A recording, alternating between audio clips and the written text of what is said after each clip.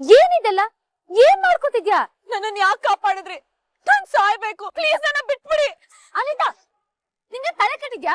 ನಾನ್ ಬದುಕಿರ್ಬಾರ್ದು. ನನ್ನಂತೋಡ್ ಬದುಕಿದ್ರು ಏನು ಪ್ರಯೋಜನ ಇಲ್ಲ. ನಾನ್ ಸಾಯ್ಬೇಕು, ಪ್ಲೀಸ್ ನನ್ನ ಬಿಟ್ಬಿಡಿ. ಅನಿತಾ, ಸಾಯೋಂತದ್ ಏನಾಗಿದೆ? ಸಾಯೋದು ಹೇಡಿಗಳ ಲಕ್ಷಣ. ನಾನ್ ಸತ್ಮೇಲೆ ಏನಾದ್ರೂ ಅನ್ಕೊಳ್ಳಿ ಝಾನ್ಸಿ.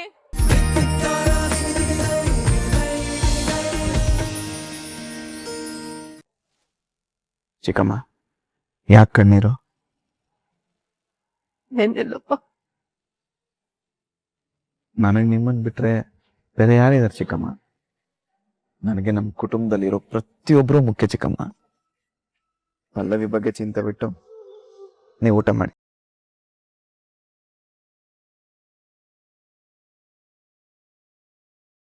ಚಿಕ್ಕಮ್ಮ,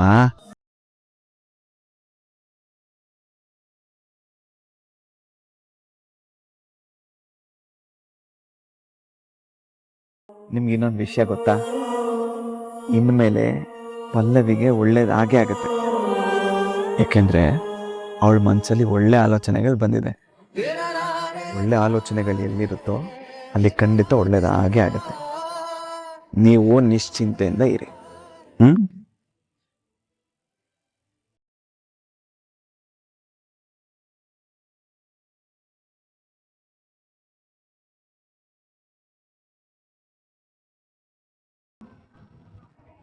ನೀವ್ಗಳು ಎಷ್ಟೇ ಸ್ವಾರ್ಥಿಗಳಾದ್ರೂ ಅಣ್ಣ ನಮ್ಗಳ ಬಗ್ಗೆ ಎಷ್ಟೆಲ್ಲ ಯೋಚನೆ ಮಾಡ್ತಿದ್ದಾನೆ ಅನ್ನೋದನ್ನ ನೋಡಿದ್ಯಾ ಅಮ್ಮ? ನೀನಂತೂ ಅವನಿಗೆ ತಾಯಿ ಆಗೋ ಪ್ರಯತ್ನನೇ ಮಾಡಲಿಲ್ಲ. ಆದರೆ ಅವನು ಮಾತ್ರ ಯಾವಾಗಲೂ ಮಗನಾಗೇ ಇದ್ದಾನೆ. ಪ್ರೀತಿಯಿಂದ ಕಲ್ಲನ್ ಬೇಕಾದ್ರೂ ಕರಗಿಸ್ಬೋದು ಅನ್ನೋದಕ್ಕೆ ಅಣ್ಣನೇ ಉದಾಹರಣೆ. ನೀನು ಮಾತ್ರ ಅವನ ಜೀವನ ಚೆನ್ನಾಗಿರ್ಲಿ ಅಂತ ಯಾವತ್ತೂ ಆಸೆ ಪಡಲಿಲ್ಲ. ಆದರೆ ಅವನು ನಿನ್ನನ್ನು ತಾಯಿ ಥರ ಪೂಜೆ ಮಾಡ್ದ. ನಾವೆಲ್ಲ ಸಂತೋಷವಾಗಿರ್ಲಿ ಅಂತ ಬಯಸ್ದ. ಅದು ಅವನ ದೊಡ್ಡತನ. ಅಮ್ಮ, ಇಲ್ಲಿವರೆಗೂ ನೀನು ಅಕ್ಕ ಬರೀ ಸ್ವಾರ್ಥನೇ ಮನ್ಸಲ್ಲಿ ತುಂಬಿಕೊಂಡು ಏನೇನೋ ಮಾಡೋದಕ್ ಪ್ರಯತ್ನ ಪಟ್ರಿ. ಆದ್ರೆ ಅದ್ಯಾವ್ದಕ್ಕೂ ಕೂಡ ಫಲ ಸಿಗ್ಲಿಲ್ಲ. ಆದ್ರೆ ಅಣ್ಣ ಪ್ರೀತಿಯಿಂದಾನೆ ಒಂದೊಂದಾಗಿ ಎಲ್ಲದನ್ನು ಸಾಧಿಸ್ತಾ ಇದ್ದಾನೆ. ಅದಕ್ಕೆ ಅಮ್ಮ ಹೇಳುದು, ಒಳ್ಳೆತನಕ್ಕೆ ಯಾವತ್ತೂ ಜಯ ಸಿಕ್ಕೇ ಸಿಗುತ್ತೆ ಅಂತ.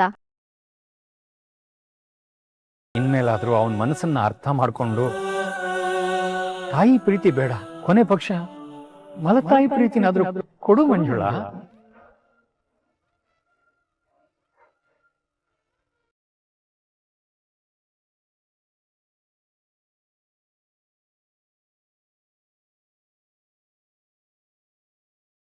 ವಾವ್, ಸೂಪರ್ ಅತ್ತೆ. ನೀನಿಂತ ಸಮಯ ಸಾಧಕ್ಕೆ ಅಂತ ನನಗ್ ಗೊತ್ತಿರ್ಲಿಲ್ಲ. Jhansi please try to understand. Stop it ಅತ್ತೆ. ನೀನ್ ದುರಾಸೆ ಸ್ವಾರ್ಥಕ್ಕೋಸ್ಕರ ನೀನ್ ಯಾವ ಲೆವೆಲ್ ಬೇಕಾದ್ರೂ ಹಿಡಿತ್ಯಾ ಅಲ್ವಾ? Jhansi please try to understand. ಆ ದಿನ ಏನಾಯ್ತು ಅಂದ್ರೆ ಪ್ರಾಣನೇ ಹೋಗುತ್ತೆ ಅನ್ನೋ ಸಮಯದಲ್ಲಿ ಕರ್ಕೊಂಡೋಗಿ ಅಲ್ಲಿ. ಮತ್ತೆ ನನ್ನ ನಂಬಿಸೋ ಪ್ರಯತ್ನ ಮಾಡ್ಬೇಡ. ಈಗ ನೀನ್ ಏನ್ ಹೇಳಿದ್ರು ಅದನ್ನ ನಾನ್ ನಂಬೋದು ಇಲ್ಲ. ಯಾಕಂದ್ರೆ ಗಂಡಸರನ್ನ ಕಂಡ್ರೆ ನನಗಾಗಲ್ಲ.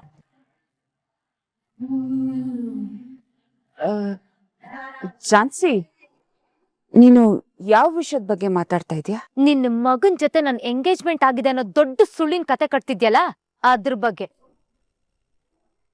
ನಿನ್ ತಾತನ ನಂಬಿಸಿ ಹೇಗೆ ಈ ಮನೆಗ್ ಬಂದ್ ಸೇರ್ಕೊಂಡೋ ನನಗ್ ಗೊತ್ತಿಲ್ಲ. ಆದ್ರೆ ಈ ಝಾನ್ಸಿನ ನಂಬಿಸೋದು ಅಷ್ಟು ಸುಲಭ ಅಲ್ಲ. ಇಲ್ಲ ಝಾನ್ಸಿ, ನಾನ್ ಏನಕ್ಕೆ ಸುಳ್ಳು ಹೇಳಿ? ನಾನ್ ಏನಕ್ಕೆ ನಾಟಕ ಮಾಡ್ಲಿ? ಎಂಗೇಜ್ಮೆಂಟ್ ಆಗಿರೋದು ಸತ್ಯ. ಹೌದಲ್ವಾ? ಹಾಗಿದ್ರೆ ನಾನು ಕೇಳಿದ ಸಾಕ್ಷಿ ತೋರ್ಸು. ನೀನ್ ಹೇಳ್ತಿರೋದೇ ಸತ್ಯ ಆಗಿದ್ದಿದ್ರೆ ಇಷ್ಟು ದಿನ ನೀನು ಸುಮ್ನಿರ್ತಿರ್ಲಿಲ್ಲ.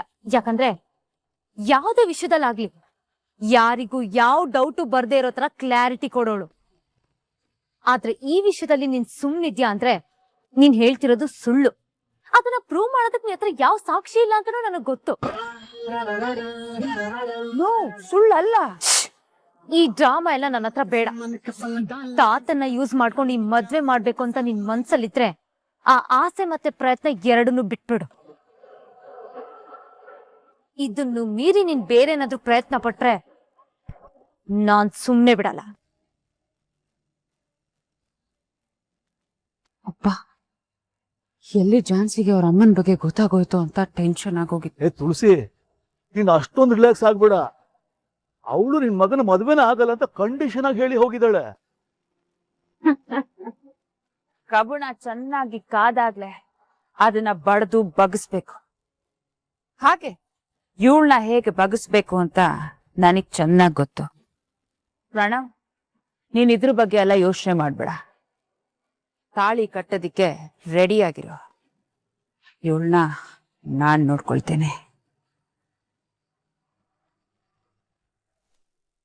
ನೀನ್ ಯಾರ್ ಜೊತೆ ಇದ್ರೆ ನಿನ್ ಜೀವನ ಚೆನ್ನಾಗಿರುತ್ತ ಅನ್ನೋದು ನನಗ್ ಗೊತ್ತಾಗಿದೆ. ಝಾನ್ಸಿ ಅದ್ಗೆನೆ ನನ್ನ ಅತ್ಗೆ. ಯಾವಾಗ್ಲೂ ಅವ್ರ ಜೊತೆನೆ, ಅವ್ರ ಪಕ್ಕದಲ್ಲೇ ಇರ್ಬೇಕು ಅನ್ನೋ ಕಾರಣಕ್ಕೆ ಅವ್ರ ಹತ್ರ ಕೆಲ್ಸಕ್ಕೆ ಸೇರ್ಕೊಂಡೋಗ್ ನಾನು ಹೋಗ್ತಾ ಇದ್ದೀನಿ. ಅಕ್ಕ, ಹಾಲು ನನ್ ಲೈಫಲ್ಲಿ ಏನ್ ಸಂತೋಷ ಇದೆ ಅಂತ ನಾನು ಹಾಲು ಕುಡಿಬೇಕು. ನಿನ್ನೆ ಕೇಳ್ತಿರೋದು, ಯಾವ ಖುಷಿಗ್ ನಾನು ಹಾಲು ಕುಡಿಬೇಕು ಹೇಳು. ಯಾರಿಬ್ರು ಜೀವನದಲ್ಲೇ ಒಂದಾಗ್ಬಾರ್ದು ಅಂತ ಬಯಸ್ತಿದ್ನೋ ಅವ್ರಿಬ್ರು ಮತ್ತೆ ಒಂದಾಗೋದಕ್ ನೋಡ್ತಿದ್ದಾರೆ. ಮತ್ತೋಗಿರೋಳ್ಗೆ ನೆನಪನ್ನ ತರಿಸಿ ಅವಳಿಗ ಹತ್ರ ಆಗಿ ಜೊತೆಲಿರೋಕ್ ಹೋಗ್ತಿದ್ದಾನೆ. ಇಲ್ಲಿ ನಿನ್ನೆ ನಮ್ಮ ಮನೆ ಸೊಸೆಯಾಗಿ ಮಾಡ್ಕೋತೀನಿ ಅಂದವಳು ಆ ಝಾನ್ಸಿನೇ ಅದ್ಕೆ ಆಗ್ಬೇಕು ಅಂತ ಬಯಸ್ತಿದ್ದಾಳೆ. ಅಂದ್ಮೇಲೆ ಯಾವ ಖುಷಿಗೆ ನಾನು ಹಾಲು ಕುಡಿಬೇಕು ಅಂದ್ರೆ ಅದನ್ನ ನನ್ನಿಂದ ತಪ್ಸೋದಕ್ ಆಗಲ್ವಾ? ಮೊದ್ಲಾಗಿದ್ರೆ ಆಗ್ತಾ ಇತ್ತೇನೋ, ಆದ್ರೆ ಇವಾಗ ಯಾಕೆ ಇವಾಗ ಏನಾಗಿದೆ? ನಾನ್ ವೀಕ್ ಆಗಿ ಹೋಗಿದ್ದೀರಾ? ನೀವ್ ವೀಕ್ ಆಗಿಲ್ಲ ಅಕ್ಕ, ಅವ್ರು ಸ್ಟ್ರಾಂಗ್ ಆಗಿದ್ದಾರೆ. ಅವ್ರೀಗ ಮೊದ್ಲಿನ ತರ ಇಲ್ಲ, ಅವ್ರ ವೇಷ ಎಲ್ಲ ಬದ್ಲಾಗಿದೆ ಅಕ್ಕ. ಹೊಟ್ಟೆ ಬದ್ಲಾದ ತಕ್ಷಣ ಜೀವನ ಬದ್ಲಾಗುತ್ತಾ? ಮಾತು ಬದ್ಲಾಗಿದೆ ಅಕ್ಕ, ನಡೆ ನುಡಿ ಗುಣ ಎಲ್ಲ ಬದ್ಲಾಗಿದೆ. ಅದೆಲ್ಲ ಬದ್ಲಾದ ತಕ್ಷಣ ಅವ್ರಿಬ್ರು ಒಂದಾಗ್ಬಿಡ್ತಾರ? ಆಗ್ಬೇಕು ಅಂತಾನೆ ಬದ್ಲಾಯಿಸ್ಕೊಂಡಿರ್ಬೇಕಾದ್ರೆ ಒಂದಾಗ್ದೆ ಇರ್ತಾರ ಅಕ್ಕ? ಅಂದ್ರೆ ನನ್ನಿಂದ ಏನು ಮಾಡಕ್ ಆಗಲ್ಲ ಅಂತ ಹೇಳ್ತಿದ್ಯಾ? ಆ ರೀತಿ ಅಲ್ಲ ಅಕ್ಕ, ಮೊದ್ಲಾದ್ರೆ ಭಯ ಪಡ್ತಾ ಇದ್ರು, ಆದ್ರೆ ಇವಾಗೇನು ಗಂಡ್ಸಾಗಿದ್ದಾನೆ ಅಂತ ಹೇಳ್ತಾ ಇದ್ಯಾ ಅಲ್ವಾ? ಆದ್ರೆ ಅವನು ಯಾರಿಗೋಸ್ಕರ ಗಂಡ್ಸಾಗಿದಾನೋ ಅವಳಿಗೆ ಗಂಡ ಜಾತಿ ಕಂಡ್ರೆ ಆಗಲ್ಲ ಅನ್ನೋದು ಮರ್ತೋಗಿದ್ದಾನೆ. ಮರ್ತೋಗಿರ್ಬೋದು ಅಕ್ಕ, ಆದ್ರೆ ಕೆಲ್ಸಕ್ ಸೇರ್ಕೊಂಡು ಹತ್ರ ಆದ್ಮೇಲೆ ಅದನ್ನ ಬದ್ಲಾಯಿಸ್ತಾ ಇರ್ತಾರ. ಆ ಝಾನ್ಸಿನ ಇವನಿಂದ ಬದಲಾಯಿಸೋದಕ್ಕಾಗತ್ತಾ? ಅವಾಗ್ಲೂ ಈ ರೀತಿ ಇದ್ದ ಝಾನ್ಸಿನೇ ಅಲ್ವಾ ಇವ್ರು ಬದ್ಲಾಯಿಸಿ ಅವ್ರ ಹಿಂದೆ ಬರಂಗ್ ಮಾಡ್ಕೊಂಡಿದ್ದು. ಹಾಗಿದ್ರೆ ಇವಾಗ್ಲೂ ಅದೇ ರೀತಿ ಮಾಡ್ತಾರೆ ಅಂತ ಹೇಳ್ತಾ ಇದ್ಯಾ? ಇವ್ರ ಜೊತೆಲಿದ್ರೆ ಪಕ್ಕ ಆತರ ಮಾಡ್ಬಿಡ್ತಾರೆ ಅಕ್ಕ. ಇಲ್ಲ, ಯಾವ್ದೇ ಕಾರಣಕ್ಕೂ ನಾನು ಅದಕ್ಕೆ ಅವಕಾಶ ಕೊಡಲ್ಲ.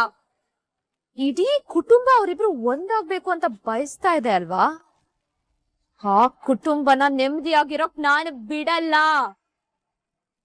ಎಲ್ಲದಕ್ಕಿಂತ ಹೆಚ್ಚಾಗಿ ಅವನು ಅವಳ ಹತ್ರ ಕೆಲ್ಸಕ್ ಸೇರೋದಕ್ಕೆ ನಾನ್ ಬಿಡಲ್ಲ.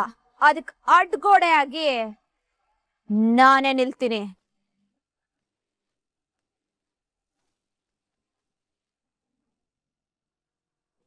ಮಗ, ಆಲ್ ದ ಬೆಸ್ಟ್. ಎಲ್ಲ ನೀನು ಅನ್ಕೊಂಡಿರೋ ತರನೇ ಆಗ್ತಿದೆ. ಮುಂದೆನೂ ಎಲ್ಲ ಒಳ್ಳೇದೇ ಆಗುತ್ತೆ.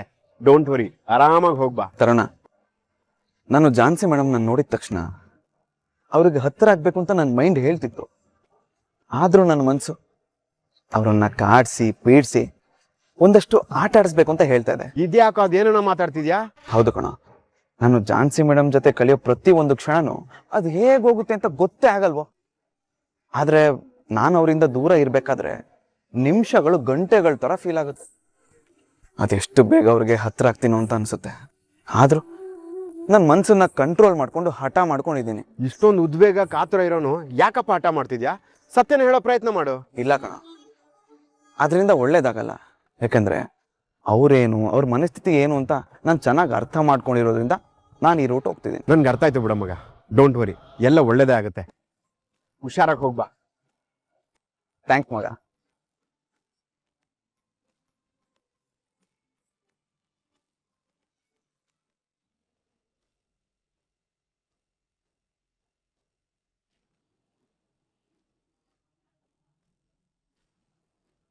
ರಾಘವೇಂದ್ರ ನಿನ್ ಜೀವನಕ್ಕೆ ಬರೋ ದಾರಿ ನೋಡ್ತಾ ಇದ್ದಾನೆ ಅಲ್ವಾ? ಅದನ್ನ ತಪ್ಸೋ ಕೆಲ್ಸ ನಾನ್ ಇವಾಗ ಮಾಡ್ತೀನಿ. ಈ ಅನಿತನ್ ಅಸ್ಲಿ ಆಟ ಇವಾಗ ಶುರು ಆಗುತ್ತೆ. ಏಯ್ ರಾಘವೇಂದ್ರ, ಯಾರಿಗ್ ನೀನ್ ಹತ್ರ ಆಗ್ಬೇಕು ಅನ್ಕೊಂಡಿದ್ಯೋ ಅವಳೇ ನಿನಗ್ ಪಾಠ ಕಲ್ಸೋ ಹಾಗೆ ಮಾಡ್ತೀನಿ, ನೋಡ್ತಾ ಇರು.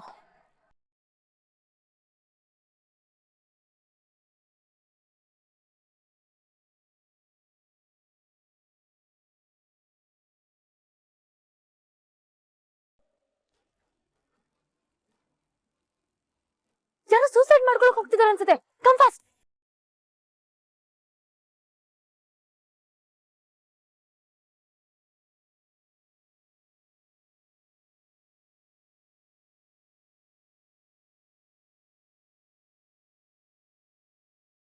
Idiot!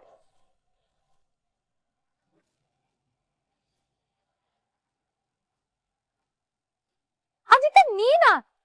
ಏನಿದೆಲ್ಲ? ಏನ್ ಮಾಡ್ಕೊತಿದ್ಯಾ? ನನ್ನನ್ನು ಯಾಕೆ ಕಾಪಾಡಿದ್ರಿ? ನಾನ್ ಸಾಯ್ಬೇಕು, ಪ್ಲೀಸ್ ನನ್ನ ಬಿಟ್ಬಿಡಿ. ಅನಿತಾ, ನಿಂಗೆ ತಲೆ ಕೆಟ್ಟಿದ್ಯಾ? ನಾನ್ ಬದುಕಿರ್ಬಾರ್ದು. ನನ್ನಂತೋಡ್ ಬದುಕಿದ್ರು ಏನು ಪ್ರಯೋಜನ ಇಲ್ಲ. ನಾನ್ ಸಾಯ್ಬೇಕು, ಪ್ಲೀಸ್ ನನ್ನ ಬಿಟ್ಬಿಡಿ. ಅನಿತಾ, ಸಾಯೋಂತದ್ ಏನಾಗಿದೆ? ಸಾಯೋದು ಹೇಡಿಗಳ ಲಕ್ಷಣ. ನಾನ್ ಸತ್ಮೇಲೆ ಏನಾದ್ರೂ ಅನ್ಕೊಳ್ಳಿ ಝಾನ್ಸಿ, ಅದ್ರಲ್ಲೂ ಇಷ್ಟೆಲ್ಲ ಆದ್ಮೇಲೂ ನಾನ್ ಬದುಕಿರ್ಬಾರ್ದು. ತುಪ್ಪಿಡ್ ರೀತಿ ಮಾತಾಡ್ಬೇಡ ಅನಿತಾ. ಅಷ್ಟಕ್ಕೂ ನೀನ್ ಯಾಕೆ ಸಾಯ್ಬೇಕು ಅನ್ಕೋತಿದ್ಯಾ? ಒಂದ್ ಹೆಣ್ಣಾಗಿ ಹುಟ್ಟಿರೋದೇ ತಪ್ಪು ಅನ್ನೋ ನೋವಾಗಿದೆ. ಆ ದೇವ್ರು ಯಾಕೆ ಹೀಗ್ ನನ್ ನಂಬಿಕೆಗ್ ಮೋಸ ಮಾಡ್ತಿದ್ದಾನೆ? ಒಂದ್ ಹೆಣ್ಣಿಗೆ ಬೆಲೆನೇ ಇಲ್ಲ, ಈ ಕಣ್ಣೀರು ನೋವಿಗೆ ಬೆಲೆನೇ ಇಲ್ಲ ಅಂದ್ಮೇಲೆ ನಾನ್ ಯಾಕೆ ಬದುಕಿರ್ಬೇಕು ಝಾನ್ಸಿ?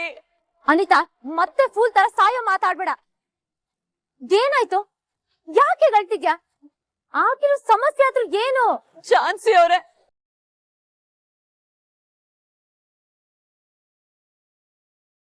ಪರಿಸ್ಥಿತಿ ಎಂತದೇ ಆದ್ರೂ, ಸಮಸ್ಯೆ ಏನಾದ್ರೂ ಅದನ್ನ ನಾನ್ ಸಾಲ್ವ್ ಮಾಡ್ತೀನಿ. ನಿನ್ ಸಾಯಕ್ಕೆ ನಾನ್ ನಿಲ್ತೀನಿ. ಅನಿತಾ, ಹೇಳು, ಏನಾಯ್ತು ಹೇಳು. ಸಾಯೋ ಡ್ರಾಮಾ, ಈ ಕಣ್ಣೀರು ವರ್ಕೌಟ್ ಆಗ್ತಿದೆ. ಇನ್ ರಾಘವೇಂದ್ರನ್ನ ನಿನ್ ಲೈಫ್ ಇಂದ ಕಿಕ್ ಔಟ್ ಮಾಡ್ತೀನಿ ಕಣೆ.